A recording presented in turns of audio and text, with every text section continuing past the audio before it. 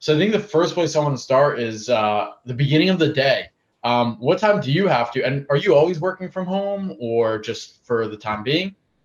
Yes, I'm always working from home. I was hired on remotely. My company is headquartered in California, so I'm going to be a part of their permanent remote workforce.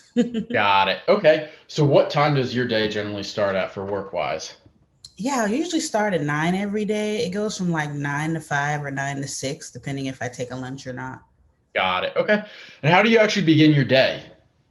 So usually the first thing I'll do is actually hop on and I'll check my Slack messages, my emails, look at my calendar, see what I got going on for the day, and just kind of try to catch up there, get any communications I need to get out.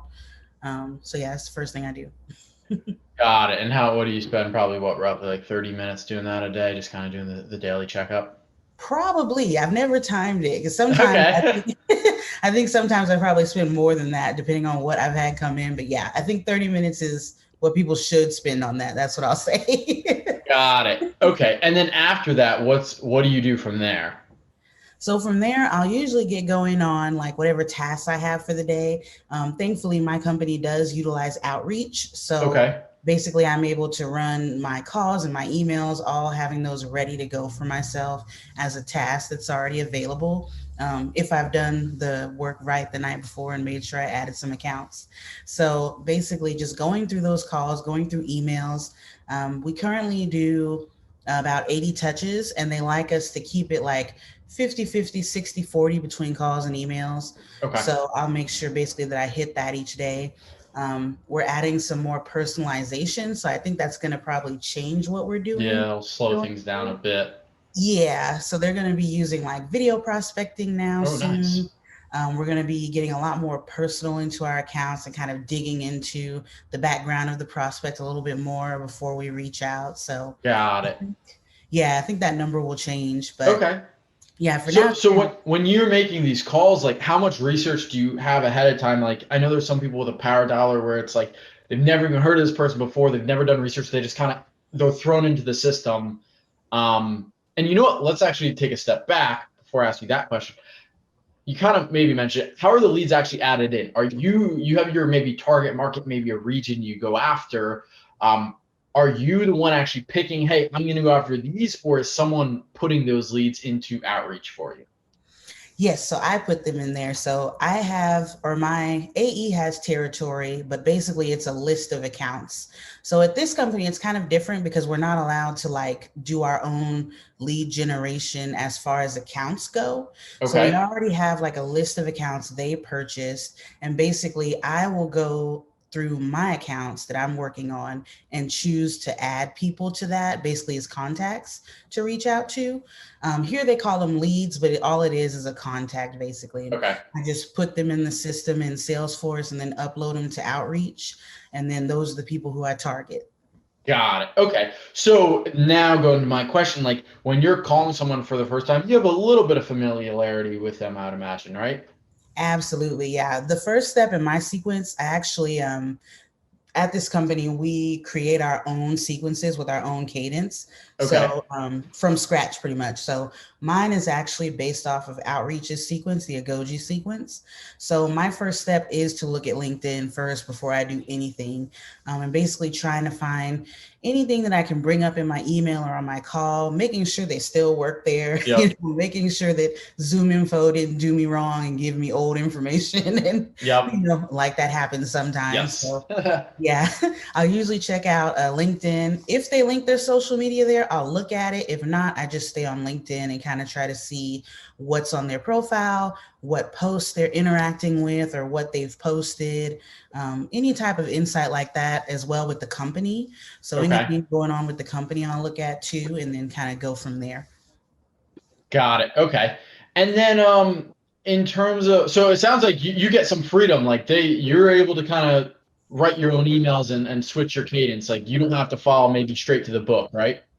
That's correct. Yeah, they just built out their sales team, so everything is kind of new, and so they really wanted people who could be adaptable that way and kind of create their own process before they put a kind of a regulatory one in place, or have that kind of general idea of what they're doing as a Got whole. it. Yeah. Okay, that's nice. That's nice. So when you book these meetings for your AE, what does that handoff look like? Are you sitting in on the call? Are you doing an email introduction? Maybe just sitting in on the call for a minute and then stepping away the whole call? What's that intro and handoff look like? Yes. So with our intro calls, they are all over Zoom. So they're virtual. I actually stay on the first call for the entirety of it.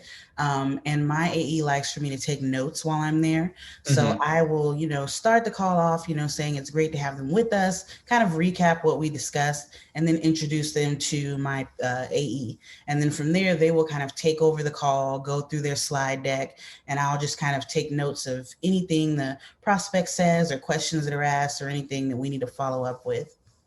Got it. And how much now I guess two areas. So you reach out, let's say you reach out to me and you call me and I pick up. Are you just going straight for trying to book a call, or is there a little bit of qualification, even just for like a couple minutes?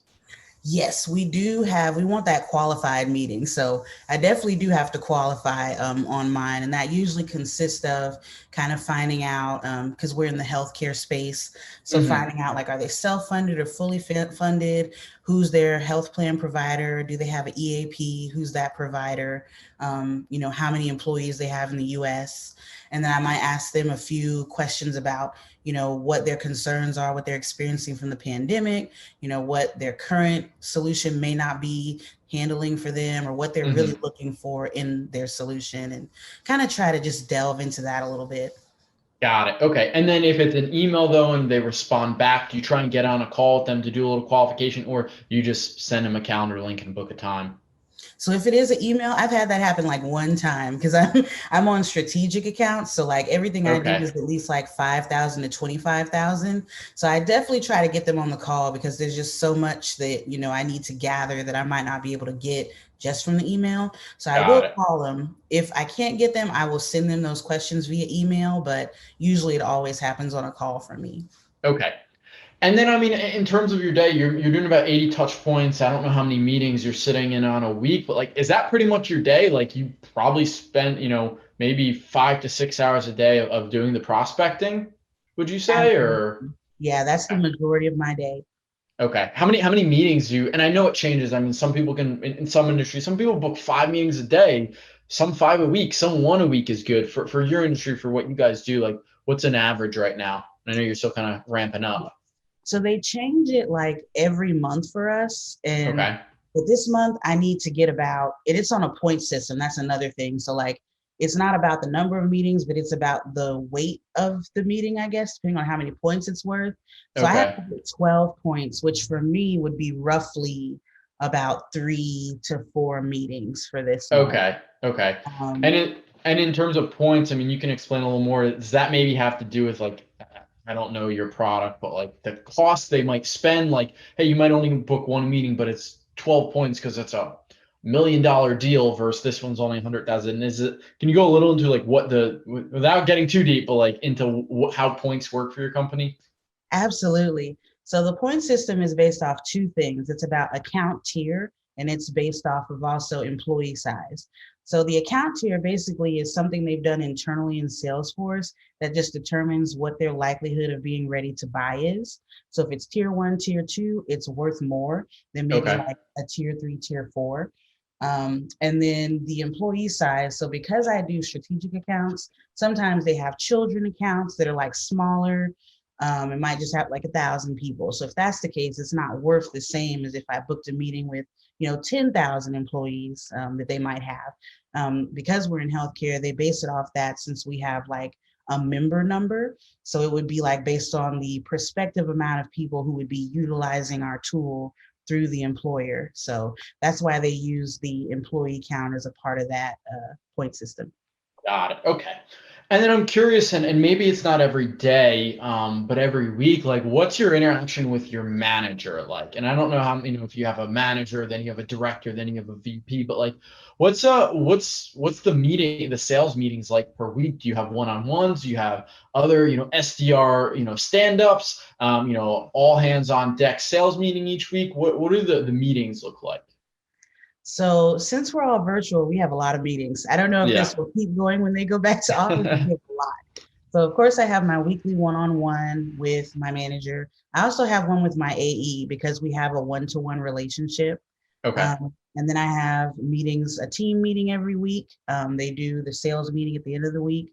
They do a happy hour every Wednesday. All the new PDRs kind of got together and made up our own meeting each week to like see Okay. how everything's going. So there's loads of meetings and then also training meetings and other types of meetings that they've kind of put on our calendars as well. So there's always Got it. something going on. Okay. Okay, cool. And then how do you kind of end up, you're done prospecting for their meetings. How do you round out your day? So after I do that, I'm trying to get to the point where I round out my day by adding more people to my sequences, basically, because that's going to be very crucial to make sure that I have, enough people going in and going through and I'm Hmm. contacting everyone I can get. So that's the way I would like to end my day. I usually wind up ending my day after a series of meetings company wide. And I'm Okay. like, at that point, I'm just like, okay, it's over. But I'm going to start ending it with adding at least, I'd say, maybe 15 to 20 new leads or new contacts into outreach for the next day. Got it. Okay.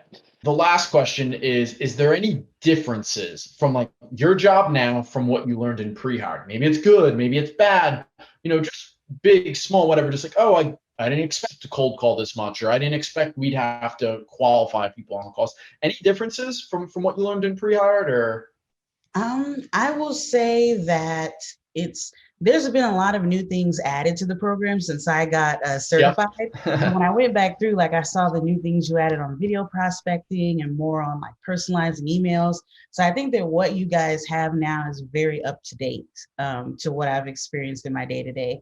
I think the only thing that is different, or not even necessarily different, but I just added on to with other trainings would be like my my cold call, like not necessarily script but outline, so like really getting the structure down of like a more detailed structure of a cold call outline versus the one I had at the beginning. And again, I don't know what it's like now. It could be totally different and I haven't seen it, but basically I've had companies add on to that and kind of have me delve more into issues, have more follow-up questions, things of that nature. So I guess that does kind of lead to qualifying more, maybe is something that people should expect, being audible ready, being able to kind of switch with wherever the prospect goes Hmm. on the call and really understand, their industry enough and your product enough to still maintain control of that conversation